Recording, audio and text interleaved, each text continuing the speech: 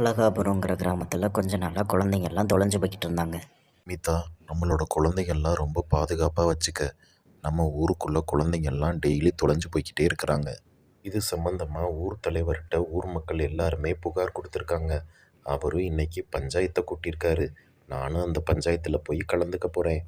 நானும் கேள்விப்பட்டேங்க. எனக்கும் ரொம்ப பயமா இருக்கு. அதனால தான் நான் நம்ம குழந்தைங்கள நம்ம வாசல்லையே என் கண் முன்னாடியே விளையாட வைக்கிறேன். வேற எங்கேயும் நான் அனுப்ப மாட்டேன். நீங்க பத்திரமா போயிட்டு வாங்க. நல்ல முடிவா எடுக்கணும். சீக்கிரமா தொலைஞ்சு போன குழந்தைங்களும் கிடைக்கணும். குழந்தைங்கள பத்திரமா வச்சுக்கிட்டு வீட்டில் இரு, நான் போயிட்டு வந்துடுறேன். ஊர் தலைவர் ராகவன் எல்லாரையும் கூப்பிட்டு பஞ்சாயத்தில் பேசிக்கிட்டு இருந்தார். அப்போது இப்படி நடந்துச்சு.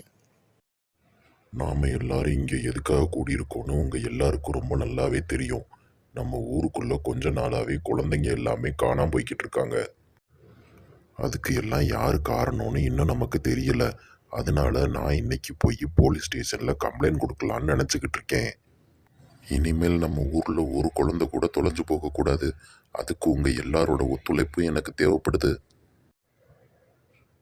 லட்சுமி, லட்சுமி, இன்னைக்கு பஞ்சாயத்தில் எல்லாரையும் ரொம்ப விழிப்புணர்வோடு இருக்க சொல்லியிருக்கேன். நாமளும் ரொம்ப கவனமாக இருக்கணும். இனிமேல் நம்ம ஊருக்குள்ளே ஒரு குழந்தை கூட தொலையாமல் பார்த்துக்கணும். அப்படி ராகவன் பேசிக்கிட்டு இருக்கும் போதே வெளியில் பயங்கரமான சத்தம் கேட்டுச்சு.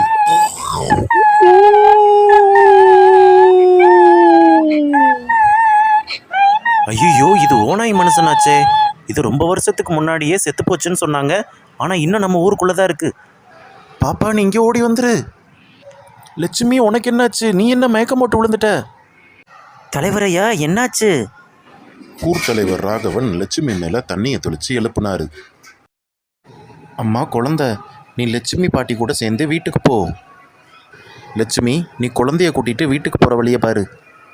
நம்ம ஊருக்குள்ள திரும்பவும் ஓனாய் மனுஷன் வந்துருச்சுடா. அதுதான்டா எல்லா குழந்தைங்களையும் கொண்டுக்கிட்டு இருந்திருக்கு. இப்போ நாம் உடனே போய் முனிவரை சந்திக்கணும். அந்த முனிவர் மட்டும்தான் நம்ம எல்லாரையும் காப்பாற்ற முடியும்.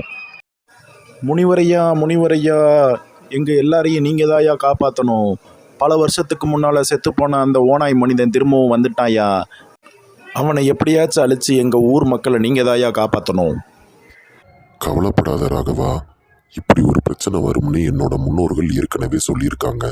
அதுக்காகத்தான் இந்த மந்திர மரத்தையே நான் வளர்த்துக்கிட்டு இருக்கேன். இந்த மந்திர மரத்திலிருந்து கிடைச்ச விறகுல தான் இந்த ஓமத்தையே வளர்த்துருக்கேன்.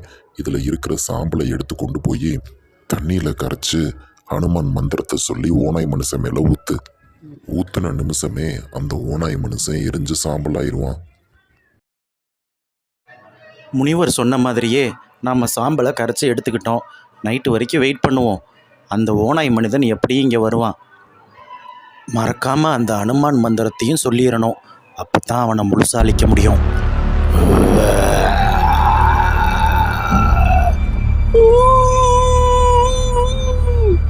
இன்னைக்கு ஊருக்குள்ளே போய் எல்லாரையும் கடிச்சு சாப்பிட வேண்டியது தான்.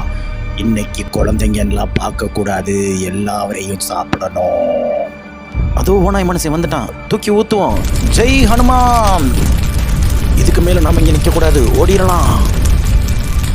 ராகவன் அந்த சாம்பல் கலந்த தண்ணியை ஓனாய் மனிதன் மேலே ஊற்றின உடனேயே ஓனாய் மனிதன் எரிஞ்சு சாம்பலாயிட்டான். அப்போது அங்கே ஹனுமான் காட்சியளித்தார். ஹனுமானின் காலடியில் ஓனாய் மனிதன் சாம்பலானான். பிறகு அந்த கிராமத்தில் அனைவரும் சந்தோஷமாக வாழ்ந்தார்கள். இந்த மாதிரியான கதைகளை நீங்கள் பார்க்கணுன்னா மறக்காமல் எங்கள் சேனலை சப்ஸ்கிரைப் பண்ணுங்கள். அப்படியே அந்த லைக் பட்டனையும் ப்ரெஸ் பண்ணிடுங்க.